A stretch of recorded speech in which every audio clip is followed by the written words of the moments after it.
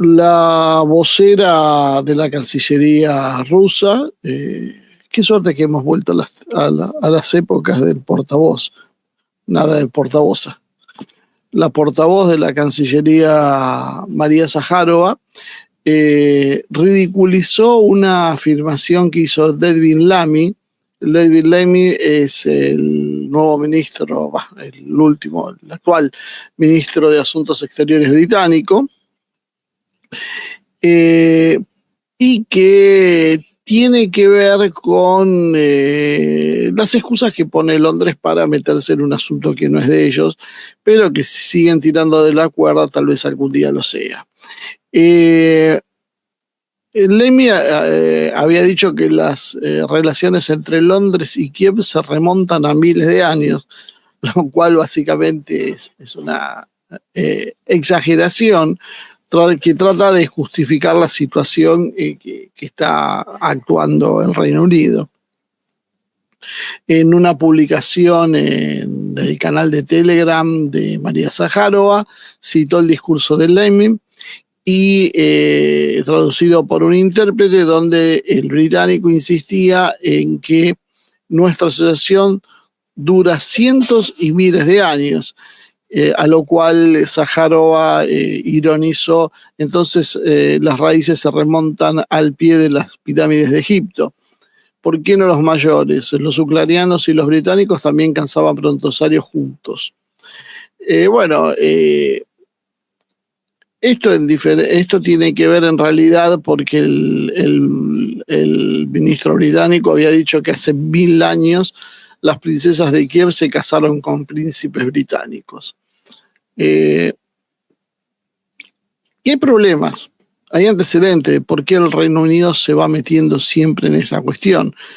En las negociaciones que se hicieron en Turquía en el propio año 2022, Ucrania y Rusia habían acordado una tregua, un alto el fuego, habían acordado un borrador en el cual faltaba la cristalización de esto, y Kiev renunciaba a sus aspiraciones de ser miembro de la OTAN, declaraba su neutralidad y limitaba el tamaño de las fuerzas armadas.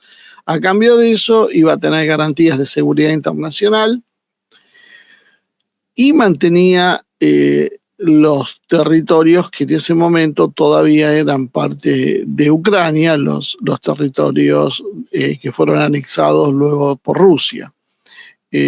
Putin ha dicho muchas veces y de hecho ha mostrado el borrador sobre la base del acuerdo en Estambul, y habló que ahora para cualquier acuerdo hay que tomar en cuenta las nuevas realidades territoriales. Esto vendría a ser, para cualquier acuerdo, lo que hay que hacer. Un segundito.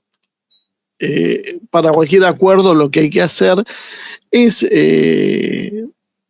tener en cuenta que Rusia tomó por la fuerza de las armas esos territorios, y eso no tiene marcha atrás, por lo menos eso es lo que entiende Putin. Los británicos vienen metiéndose en esta historia, como ya sabemos, ellos fueron los causantes básicamente de esta guerra.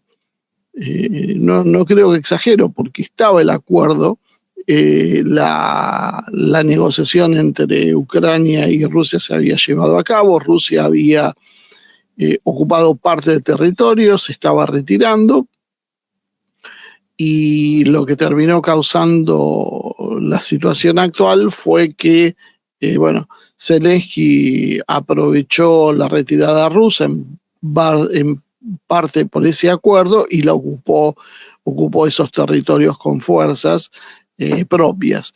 Esto obviamente no gustó demasiado en Rusia, que lo tomó como una traición, y la guerra en sí tiene que ver mucho con esta situación, ¿no? Con que el Reino Unido fue quien prometió a Ucrania el apoyo para seguir adelante. Las cientos de miles, tal vez millones de vidas ucranianas que se ha cobrado este conflicto, en buena medida recaen en la actitud esa que tuvo Boris Johnson en ese momento, que abortó el proceso de paz. Los británicos siempre han estado atentos a esta situación. Nosotros hemos comentado muchas veces que cada vez que se conseguía distender o iniciar algún camino que podía ser prometedor en cuanto a permitir el diálogo, lo que terminaba sucediendo era que de alguna u otra forma la mano británica aparecía en esto, ¿no?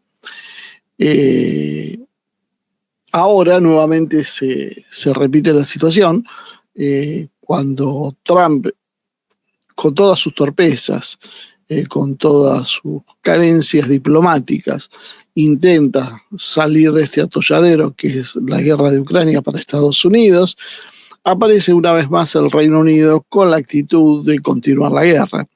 El Ministerio de Asuntos Exteriores británico, que estuvo presente en Kiev este miércoles, anunció una ayuda financiera adicional de 55 millones de libras, son casi 70 millones de dólares, 68.700.000 dólares,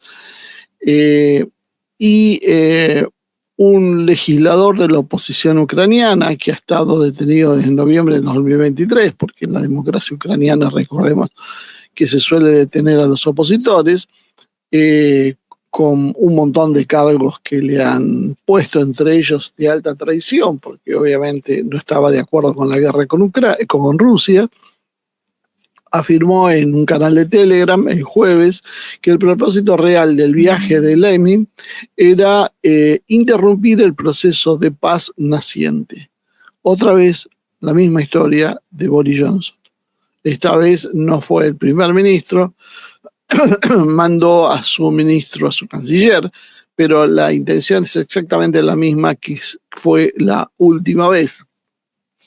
Otra vez cuando se está a punto de negociar una paz, en ese momento ya se había alcanzado, en esta, bueno, hay esperanza de que se pueda hacer así, los británicos vuelven a encender la mecha de la guerra.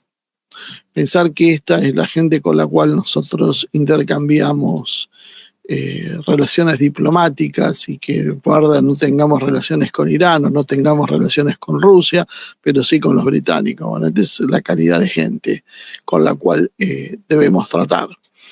Dubinsky dijo además que la visita urgente de Lemmy a Kiev tuvo que ver con la entrevista también urgente que dio Vladimir Zelensky a los medios británicos, porque eran necesarias ambas acciones para impedir un acuerdo pacífico y decretar el impulso respaldado por Estados Unidos para un alto al fuego a través de su enviado Keith Kellogg. ¿Qué es lo que hace falta entonces para que se reanude la guerra, para que se aborte el proceso de paz, para ser más preciso? Una contraofensiva urgente. Creo que Zelensky ya ha recibido su plan, dijo Dubinsky, y bueno, recordamos que hoy está embarcada en una nueva contraofensiva en la zona de Kursk, Ucrania, con los resultados ya conocidos, ¿no? Otra vez perdiendo, creo que 3 batallones de blindados, y bueno, es una historia que ya agota y que significa, como decíamos, mucho dolor y mucha muerte, pero bueno, parece que en Londres esto no interesa. Hay versiones de que esperan que Kellogg, el enviado de Trump, presente un plan de paz en la conferencia de seguridad de Múnich que se va a producir el próximo fin de semana. Informó Bloomberg a principios de esta semana. Sin embargo, en una entrevista con Newsmax, el enviado Kellogg aclaró que si bien mantendrá conversaciones con los líderes de la Unión Europea en Alemania, no revelará públicamente ninguna propuesta. En definitiva, lo que se habla todavía en realidad no sabemos qué es. O sea, lo que se está negociando de verdad no lo sabemos, hay trascendido. Y hay que tener en cuenta y tener mucho cuidado con esto, mucha operación psicológica. Entre otras cosas, los británicos son especialistas en las cuestiones psicológicas y fíjense que muchas veces los rumores sobre acuerdos, sobre avances, sobre los éxitos ucranianos y demás, no salen ni de Estados Unidos, salen del Reino Unido, son agencias británicas, son medios británicos los que publican esto y arrastran a buena parte de la opinión pública occidental detrás de ellos. Y lo hacen siempre quedando marginado de los conflictos, porque la verdad la mayor gente que se opone a esta situación se la agarra realmente con Estados Unidos, pero el Reino Unido siempre permanece en las sombras, eso es parte de la habilidad diplomática que tienen estos muchachos. El presidente Trump está dispuesto a intensificar las sanciones contra Rusia, terminó diciendo Kate Kellogg, para presionar por el fin del conflicto entre Kiev y Moscú. Esto es una muy mala señal, ¿no? Indudablemente, Putin a Trump no le toma en serio las declaraciones. No es que no lo toma en serio a Trump, no toma en serio las declaraciones porque sabe cuál es el juego. Pero bueno, eso no quiere decir que esto sea positivo, ni muchísimo menos. Trump prometió negociar una solución del conflicto y según se informa, le ha dado a Kellogg 100 días para llegar a un acuerdo. Trump, el problema es que está actuando como si fuera el rey del universo.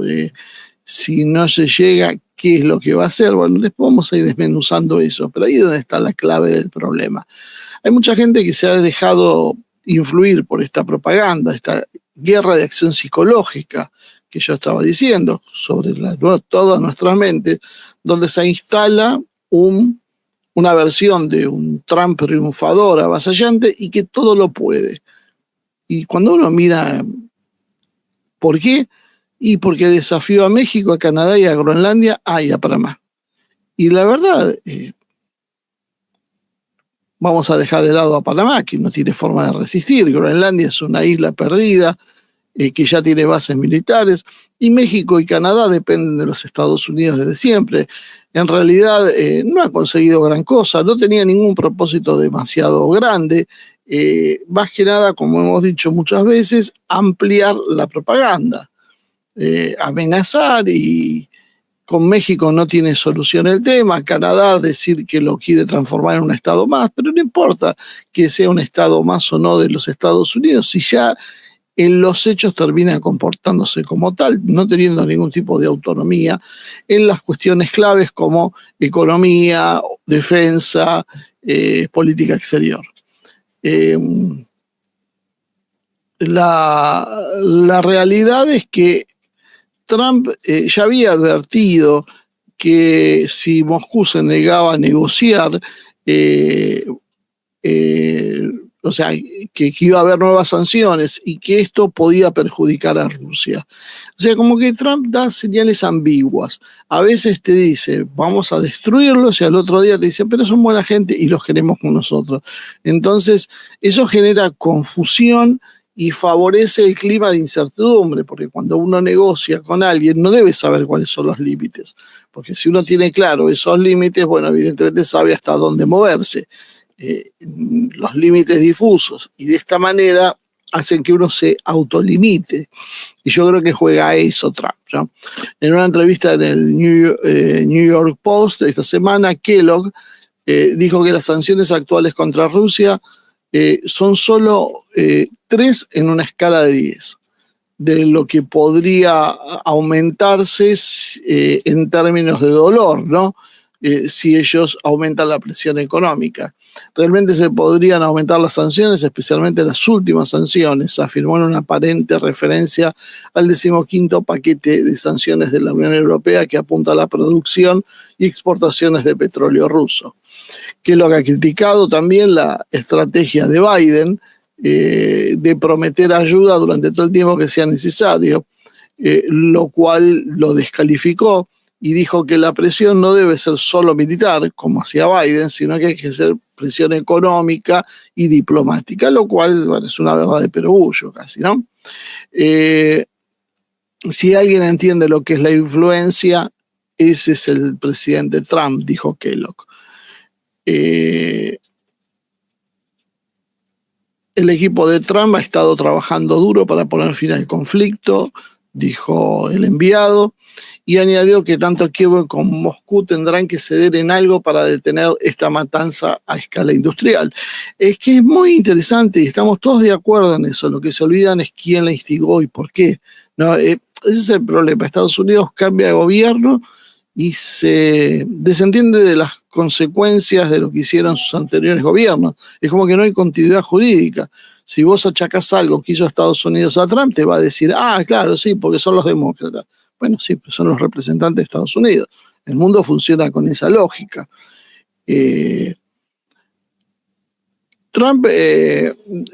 Kellogg también refutó un reciente informe de Bloomberg que confirmaba ese plan de paz que mencionaba antes que se iba a dar en la conferencia de Múnich. Y lo que sí, está más o menos claro es que Trump ha declarado varias veces que va a viajar para comunicarse con Putin, para negociar el fin del conflicto, y el Kremlin también dijo que sí, que por supuesto. De hecho, es una vieja premisa que tiene Putin. O sea, nosotros estamos dispuestos a negociar siempre. Putin siempre dijo lo mismo.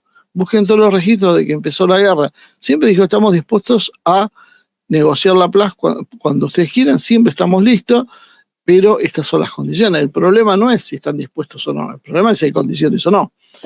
El único que estaba un poco delirado en ese momento era Zelensky, que parece que no entendía y que estaba con unas intenciones realmente muy fuertes de no negociar la paz, sino ir por un camino de exigencias irreales. Seguramente porque el Reino Unido lo llevaba a ese punto, ¿no? La realidad entonces es que Putin ha declarado que cualquier negociación en las condiciones actuales sería legalmente legítima, trayendo un nuevo problema a la negociación, que tiene que ver a que, primero, el propio Zelensky ha establecido un decreto donde declara que es ilegítima cualquier conversación de paz con Rusia.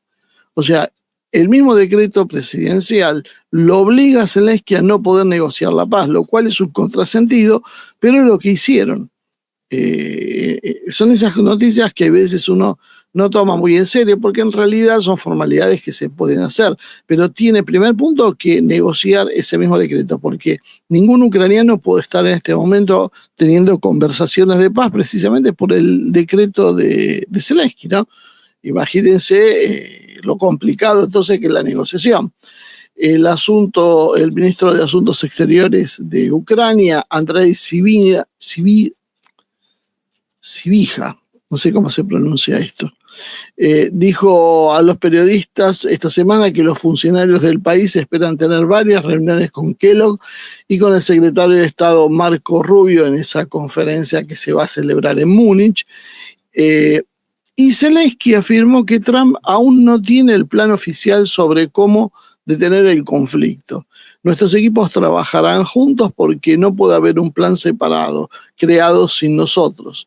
Y esto es lo que está intentando desesperadamente Zelensky, estar presente en las negociaciones, ser parte de las negociaciones, y no solo él, sentar a sus amigos británicos y europeos en la mesa de negociación, porque en realidad tiene miedo que Rusia y Estados Unidos se pongan de acuerdo y él sea el pato de la boda. El primer ministro británico también se reunió con Sybiha, así creo que es Andrei Sybiha, quien instó al Reino Unido a mantener un aumento de la inversión en la industria de armas de Ucrania, ¿no? No es en balde. Londres ya reforzó la inversión en Ucrania. El primer ministro Starmer anunció un paquete de 4.500 millones de libras esterlinas que incluyen la adquisición de algunos cientos de sistemas de defensa aérea y drones. Según el sitio web de Zelensky, el asunto, el ministro británico también le presentó planes para la implementación de un acuerdo de una asociación por 100 años. No lo necesitan, hace miles de años que ya tienen acuerdos, según dijo. Y, entre otras cosas, el Reino Unido destinará 2.000 millones de libras, unos 2.470 millones de dólares, al desarrollo de la producción de armas en Ucrania. Según el gobierno británico, ya ha comprometido 977 millones de libras, 1.200 millones de dólares, en el apoyo a Ucrania desde la escalada del conflicto en el 2022. Bueno, no hay mucho para discutir sobre quién tiene razón o no sobre el papel de los británicos en esta guerra. Un papel minusvalidado por los medios de comunicación, pero que la verdad es mucho más importante de lo que se cree en una primera mirada.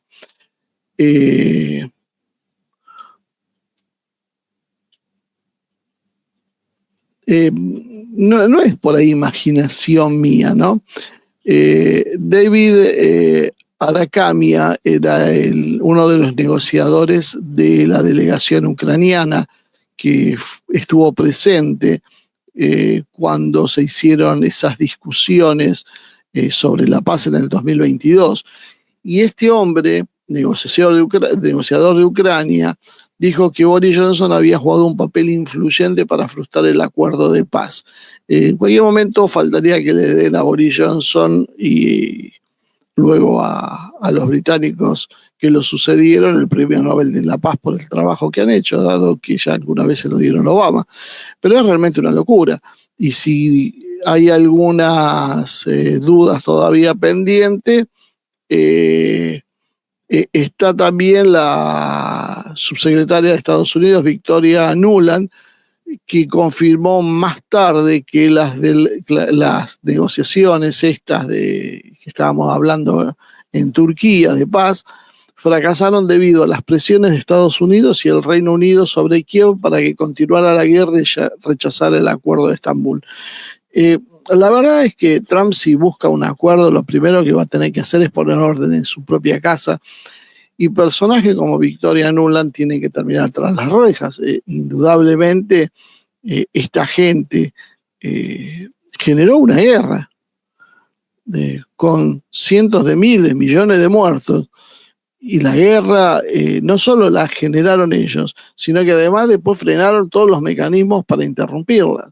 O sea, porque básicamente lo que ellos quieren es ir a fondo y, como alguna vez dijo Putin, infligirle a Rusia una derrota militar. ¿Se acuerdan cuando Josep Borrell decía, no, Rusia tiene que ser derrotada militarmente? Bueno, ese es el problema que hay en el fondo. Hay un sector de la política occidental que quiere una guerra con Rusia y quiere derrotar a Rusia. Bueno, eso va a hacer que lo que hemos visto hasta ahora sea un chiste. Otro de los problemas que andan dando vueltas tiene que ver con la cuestión del dinero, ¿no? Hasta ahora hay un préstamo de 50.000 millones de dólares de la aceleración extraordinaria de ingresos del G7 aprobado para Ucrania. Es la legislación que permite desembolsar nuevos préstamos. Es increíble porque nosotros queremos tener un préstamo y seguro que tenemos un riesgo país más alto que el de Ucrania y no nos da, y las condiciones son leoninas. Olvidémonos del actual gobierno que las hace más leoninas por voluntad propia, ¿no? Y después se invierten cientos, miles, decenas de miles de millones de dólares en un país como Ucrania, con un gobierno como el de Ucrania, y nadie se pone colorado. Según el Ministerio de Defensa ucraniano, esos fondos, esos 50.000 millones de dólares que están dando vuelta a partir del acuerdo con los británicos, va a representar, se van a destinar en realidad a la defensa aérea y a la reparación y producción de armamento militar y de equipo también de estas características. Hay un segundo problema acá a tener en cuenta cuando hablamos de las negociaciones de paz. El primero, el gran problema son los británicos que, como ustedes han visto, se dedican a obstaculizar, a generar intrigas a través de sus medios, generar desconfianzas e inyectar dinero para mantener la voluntad de seguir combatiendo. Pero además de eso, hay otro problema que yo decía que es la confiscación de bienes rusos que se hizo a principios de la guerra por 300.000 millones de dólares, que todavía genera controversias en Rusia y donde muchos rusos siguen acusando al Ministerio de Economía de no haber actuado como correspondía y haberse dejado precisamente golpear así. O sea, claramente deberían haber tomado acciones como para que esto no pase. Parecería, siendo bien pensado, que han creído que Occidente no iba a dar ese paso, un paso polémico, porque va a tener un costo, porque desafía algunos preceptos muy establecidos en el mundo, que tiene que ver con precisamente la intangibilidad de los fondos que están depositados en el exterior. Bueno, y esto ha sido desconocido por Occidente, lo cual también es un grave indicativo de lo seria que es la situación, ¿no? Que no era un juego menor, porque si no, no hubiesen tomado esa situación. De los 300.000 millones de dólares que están inmovilizados, cerca de 213.000 millones de dólares se encuentran actualmente en la Cámara de Compensación Euroclía con sede en Bruselas. O sea, tienen 213.000 millones de dólares los europeos. Por eso los rusos van a ser un problema en algún momento para la Unión Europea. Esto no va a quedar tan fácil. Los fondos han generado además miles de millones de dólares en intereses en estos 3 años y la Cámara de Compensación, la Euroclear, transfirió ya 1.550 millones de euros directamente a Ucrania en julio del año pasado. O sea, le sacaron la plata a los rusos y con los intereses que genera esa plata, por ahora no se han atrevido a tocar directamente el dinero depositado. Entonces, por ahora, ¿qué es lo que están haciendo? Están quedándose con los intereses y con ese dinero financiar la guerra en Ucrania. Esta discusión en realidad generó muchas controversias dentro de la propia Unión Europea y en Occidente en general. Por ejemplo, Alemania, Francia e Italia plantearon en realidad inquietudes jurídicas, lo mismo que sucedió con el FMI. Fíjense que lo extremo que han sido las medidas, que hasta para que el FMI intervenga en una cosa así, bueno, ¿cómo está la cuestión? Advirtiendo que la confiscación de activos sin un marco jurídico claro puede socavar la confianza mundial en el sistema financiero occidental. Es una cuestión elemental. Si vos tenés algunos cientos de millones de dólares, no sé si es buena idea ponerlo en un sistema que se maneja tan descaradamente política, porque mañana no les gustó algo que hiciste, dijiste o que dijo tu país y te congelan a vos los fondos. Dmitry Peskov, sobre estos fondos congelados, dijo que hace un mes atrás, que Rusia emprendería acciones legales contra cualquier intento de canalizar esos fondos hacia Ucrania. El problema es que Occidente es juez y parte, entonces vamos a ver cuánto esto funciona como amenaza. Me da la sensación, la verdad, es que Rusia va a tener que buscar otro tipo de acciones porque de esta manera no veo que Occidente pueda reaccionar, ¿no? Peskov dijo, hablando en ruso, ese dinero nos fue robado, nuestros activos han sido congelados de una manera absolutamente ilegal contra todas las normas y reglas en respuesta a una transferencia por parte de Estados Unidos de una cuota de 1.000 millones de dólares de activos rusos congelados en Ucrania. Además agregó que Rusia agotará todas las vías legales para proteger su propiedad y sus derechos. El problema es ante quién reclamar, si Estados Unidos es en definitiva el último dueño. El ministro de Finanzas, Anton Silvanov, advirtió además que existen planes para imitar las acciones de Occidente, aprovechando los ingresos, planes para limitar las acciones de Occidente, aprovechando los ingresos occidentales congelados en Rusia. Ahora vamos a ver esa cuestión también. Las autoridades rusas están elaborando un nuevo proyecto de ley que permite la confiscación de activos pertenecientes a estados occidentales que han confiscado ilegalmente propiedades y fondos rusos, según dijo el periódico Izvestia.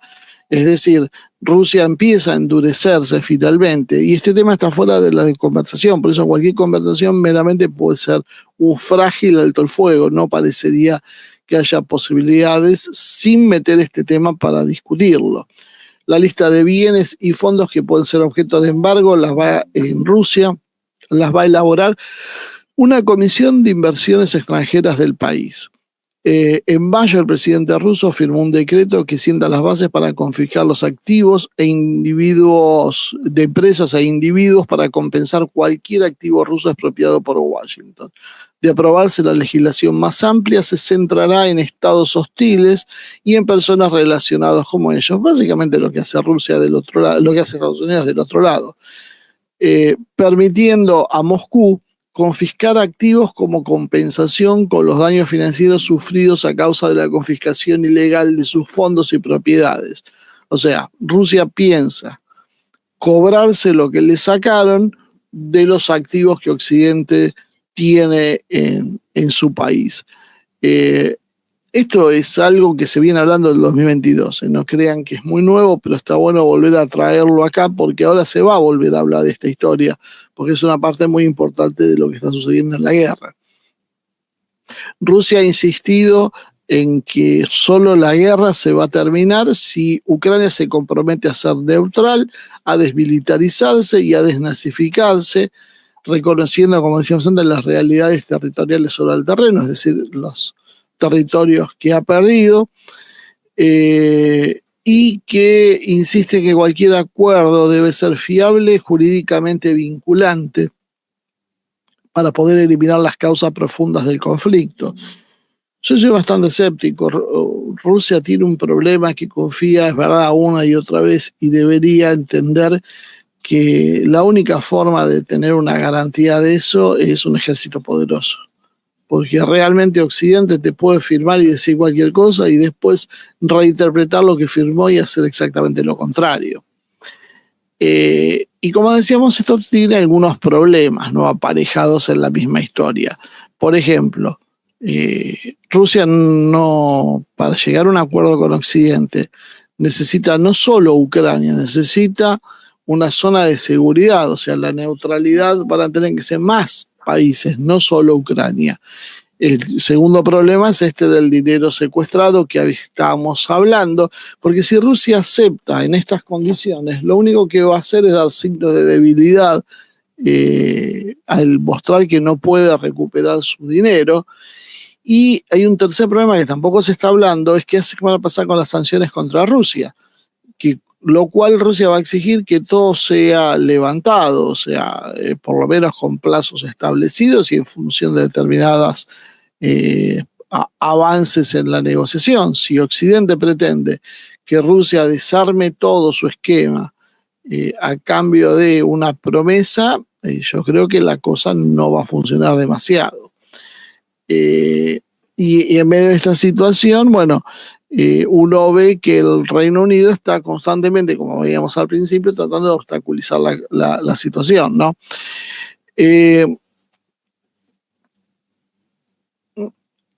A veces yo me pregunto, ¿no? ¿Cómo más piensa Trump sancionar a Rusia, ¿no? ¿Qué más le faltaría hacer?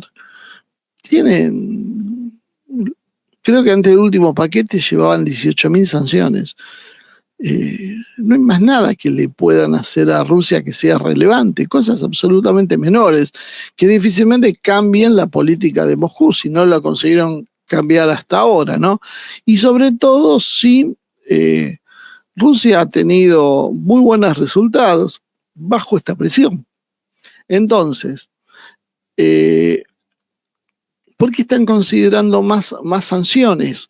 Bueno, pensando qué tipo de sanciones podría hacer Occidente. Bueno, aumentar las sanciones en el sector energético ruso, intensificar contraproyectos que estén en marcha o cosas específicas contra empresas. Pero claro, ¿esto qué va a traer? Varias consecuencias. Va a afectar el precio de la energía, lo cual va a afectar a todo Occidente también. Va a afectar a terceros países, algunos que son socios y otros que tratan de tener una posición equilibrada. Por ejemplo, van a afectar a China, van a afectar a la India, y van a forzar a que China, que ya tuvo sanciones, endurezca las sanciones como represalia, de la misma manera que India, que trata de permanecer neutral en este entuerto, va a tener que ponerse en funcionamiento, va a tener que hacer algo. Fíjense que hasta Turquía, miembro de la OTAN, está muy enojada precisamente porque congelaron los fondos que Rusia estaba poniendo para hacer una central nuclear en territorio turco. Entonces, este tipo de acciones trae muchísimos problemas a los propios Estados Unidos y a sus socios. Tomar restricciones financieras adicionales, lo único que van a hacer con eso es acelerar la llegada de una infraestructura paralela, por ejemplo, como la del BRICS. Aplicar sanciones secundarias, es decir, sancionar a aquellos que negocien con Rusia, empresas o personas. Bueno, eso ya lo han venido haciendo hasta ahora, y si insisten en ese camino, van a obligar a terceros países a elegir entre Rusia o Estados Unidos. Pero el problema es que no es solo Rusia, es Rusia, es China, son los BRICS. Entonces, no sé si Estados Unidos está en condiciones de apretar por este lado, ¿no? Ampliar las sanciones individuales contra los individuos aislados. Bueno, ahí hay otro problema, porque Rusia tiene prohibido a sus funcionarios tener cuentas en el exterior. O sea que en definitiva, para el gobierno ruso, si aparecen dineros de algún funcionario ruso que está sancionado por Occidente, Rusia encima va a exigirle explicaciones al funcionario. La verdad es que es bastante complicado, y aparte contradictorio, como decía al principio, porque, por ejemplo, el Departamento de Estado de Estados Unidos, que dirige el fiscal general Pam Bondi, del grupo de trabajo Klepto Capture, que es una unidad que crearon en el año 2022 para sancionar a oligarcas rusos, básicamente dijo que, según el diario The Guardian, fíjense los británicos una vez más en el medio, que la cuestión no está fácil de resolverse, y porque este grupo de trabajo ha sido disuelto por órdenes del presidente Trump, porque se van a reenfocar en perseguir a los cárteles de la droga. Y lo último que le quedaría es implementar más restricciones tecnológicas, pero ya prácticamente pusieron casi todo sobre la mesa. Hay algunas restricciones que no las están tomando. Por ejemplo, no sé, importar al uranio enriquecido, porque lo necesita el propio Occidente. O sea, son disparos en los pies, de los cuales ya se dieron bastante, ¿no? En realidad, bueno, todo esto pretende generar un impacto en la economía rusa, hundir la economía rusa, frenarla y generar malestar interno en Rusia. Pero hasta ahora ya lo han probado, no funcionó. ¿Por qué funcionaría de vuelta porque Trump intente hacer esto, ¿no? Moscú en realidad va a tomar contrasanciones, que muchos dicen, bueno, pero no tiene el poder que tiene Estados Unidos. Sí, pero hay un problema con Moscú. Tiene algunas áreas claves que sí puede complicar a Estados Unidos, además puede trabajar diplomáticamente e inclusive puede financiar acciones militares contra Estados Unidos de terceros grupos. Entonces no sé si hasta dónde Estados Unidos le convendría meterse en esta situación, y entre otras cosas que le va a generar sobre todo un montón de problemas con sus aliados, porque si siguen presionando sobre el combustible ruso van a hacer subir el combustible, que no lo necesita prácticamente ninguna economía, excepto aquellos países que son exportadores, que muchos están más del lado de Rusia que de Estados Unidos. Entonces toda esta situación es complicada, y sobre todo además genera un problema adicional, porque Rusia puede devolverle a Estados Unidos una misma acción, que es confiscando, y que es lo que está dando los pasos, y los está dando lentamente y jurídicamente, porque los rusos creo que también están tratando de que esto sea una advertencia. Están tomando el control de las empresas occidentales. Por ejemplo, Renault terminó vendiendo su participación a Avtovaz y a Nami por un precio simbólico. O sea, Renault perdió las inversiones que tenía en Rusia. Después las intentará reclamar, pero por las malas va a ser difícil que Rusia responda. McDonald's cerró las operaciones y vendió los locales por también una fracción de lo que valían. Unipro o Uniper cedió el 87,7% de las acciones a manos del Estado ruso. El Estado ruso ahora se quedó con el 87% de esta empresa de energía. Fortum, su división de Rusia, pasó lo mismo. Buena parte, entre el 69, alrededor del 69% de sus acciones fueron tomadas por el Estado ruso. Danone Alimentación cerró 18 plantas que fueron transferidas a la Agencia Federal de Gestión de la Propiedad rusa. Carlsberg Bebidas perdió la cervecera Baltica, que terminó quedando bajo control estatal ruso. Cummins Automotriz perdió y sus motores fueron nacionalizados y quedaron en manos de Kamaz. Viola Alimentación vendió la planta en Yersovo, procesadora de carne Belcom. Cuando venden, están vendiendo por valores que siempre son bajos, muy bajos, inferiores al 20%, al 50% de su valor real.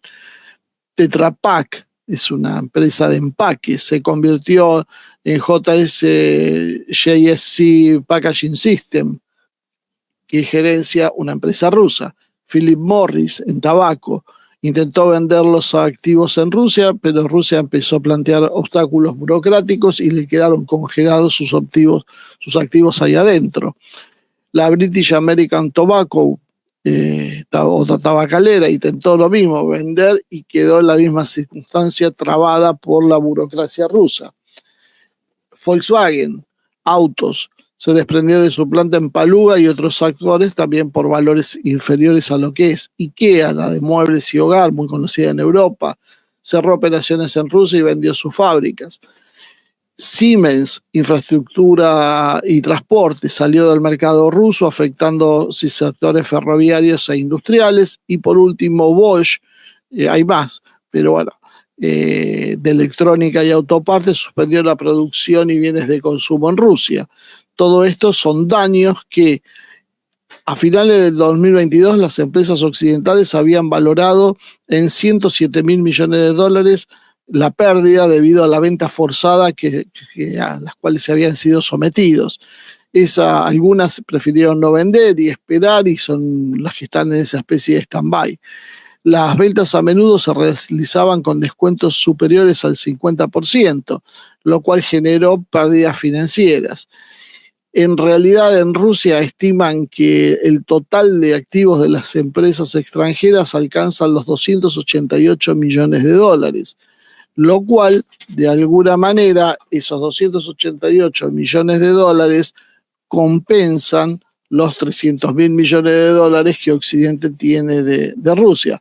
Por lo tanto, la agenda zigzagueante de Trump parece no encontrar un punto de conexión, no parece encontrar un punto final, no parece encontrar un rumbo claro.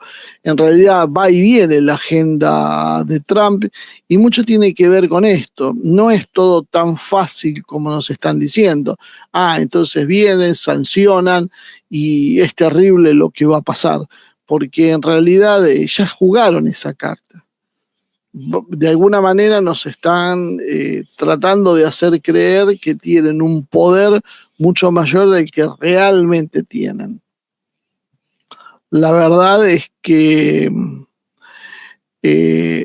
Trump no para de encontrar dificultades en este proceso, ¿no? Porque se encuentra también ahora con esto otro que le ha planteado Rusia, como diciendo, bien, ¿y qué hacemos con Zelensky? Porque en definitiva Zelensky es un personaje que no tiene anclaje legal. no tiene la capacidad, por un lado, como dijeron, pero por otro lado, porque la argumentación fue que la constitución ucraniana no permite hacer una elección cuando esté declarada la ley marcial. Rusia de alguna manera quiere empujarlo. ¿Por qué? Porque Zelensky tiene una popularidad que es inferior al 2%. O sea, Zelensky básicamente no puede ganar ninguna elección, pero sacar a Zelensky en este momento es abrir un poco la caja de Pandora, donde se producirían muchas acciones de tensión dentro de los propios actores ucranianos. Bueno, toda esta situación, bueno, se imaginan que no tiene una resolución fácil y que se va complicando, sobre todo con esta actitud de los británicos de ir frenando, molestando el proceso de paz. Por un lado, ofreciendo llevar dinero y por otro lado, tratando de conseguir reemplazar esa situación por cuestiones más terrenales, podríamos decir, ¿no? Poner un poquito más los pies en la tierra y ver cómo solucionan esta situación. Ucrania no podría celebrar elecciones, entonces cualquier acuerdo va a ser coyuntural. Cualquier acuerdo se tendría que limitar a un alto el fuego. Entonces todo es demasiado precario. Y sobre eso es donde cabalgan precisamente los británicos, que ellos van entendiendo cómo esta situación se va restringiendo y se va complicando.